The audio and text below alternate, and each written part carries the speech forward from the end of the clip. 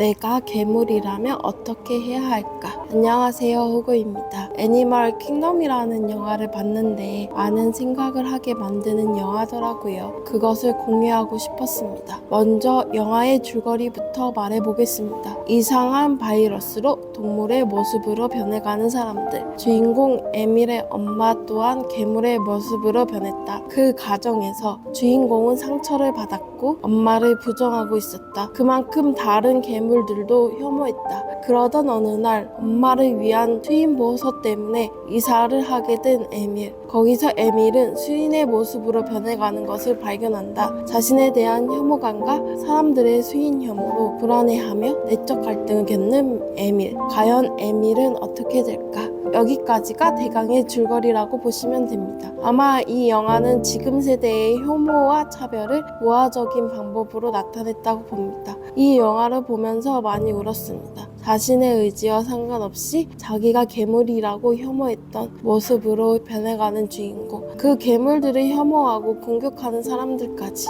그 안에서 홀로 외로이 자신과의 싸움을 하는 에밀. 사람은 누구나 자기가 다른 사람과 똑같을 거라고 생각을 합니다. 그래서 남들과 다른 소수의 사람들을 차별하죠. 어찌 보면 그게 당연할 수도 있습니다. 사람들은 자기가 보고 경험한 것만 믿으니까요. 그리고 자신은 그러지 않을 거라고 믿고 있죠. 이 세상에서는 어떤 일이 일어날지 모르죠. 자신에게 오지 않을 것 같았던 일이 주인공에게는 일어났습니다. 저는 이것을 보고 원래 평범했지만 다양한 이유로 세상의 소수가 되어버린 사람들이 생각났습니다. 누구나 아파서 병원에 입원할 수 있습니다. 사고로 내 모습이 이전과 달라질 수도 있죠. 내가 노력한 만큼 결과가 따라주지 않아서 남들과 다른 길을 걸어가게 될 수도 있습니다. 그 상황이 우리 자신에게 닥치면 어떻게 해야 할까요? 저는 초고도 비만이고 성인 ADHD를 가지고 있습니다. 그것을 변화하려고 노력했지만 생각만큼 잘 되지는 않았습니다. 주변에서는 너가 의지가 약한 거라고 핑계대지 말라고 합니다. 어쩌면 그 말이 맞을지도 모르겠습니다. 저는 스스로가 욕먹는 게 당연하다고 생각했습니다.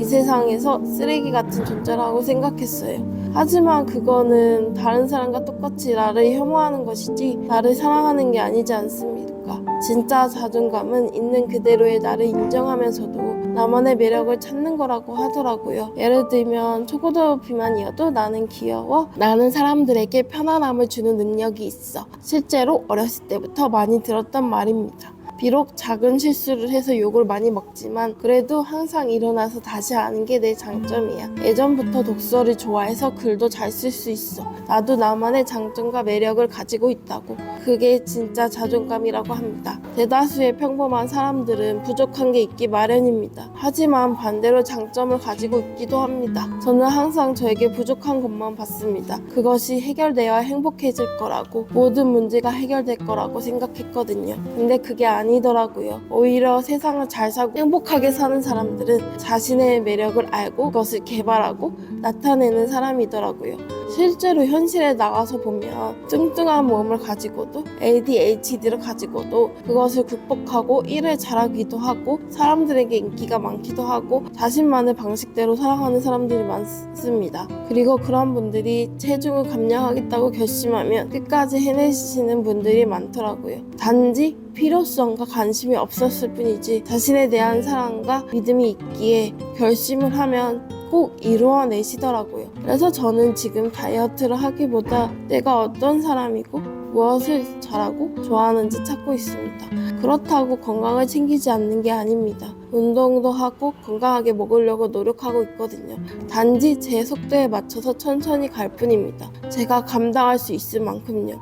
그리고 세상에는 건강만 중요한 게 아니잖아요. 일도 해야 됐고 일도 해야 하고 돈도 벌어야 하고 가족도 신경 써야 하고 여러 가지 할 일이 많죠. 그것을 무시하고 다이어트만 할 수는 없더라고요. 그래서 체중 감량보다는 균형을 잡고 건강하면서도 나만의 일을 하고 가족과 즐겁게 사는 것을 목표로 하고 있어요. 그래서 제가 할 수 있는 만큼만 하는 거예요. 제가 먹고 있는 것을 올리면 이렇게 먹어야 된다, 이거는 이래서 안 좋다, 이렇게 이야기해 주시는 분들이 많습니다. 저는 감사합니다. 하지만 저는 저 혼자 사는 게 아니에요. 남편과 살고 있어요.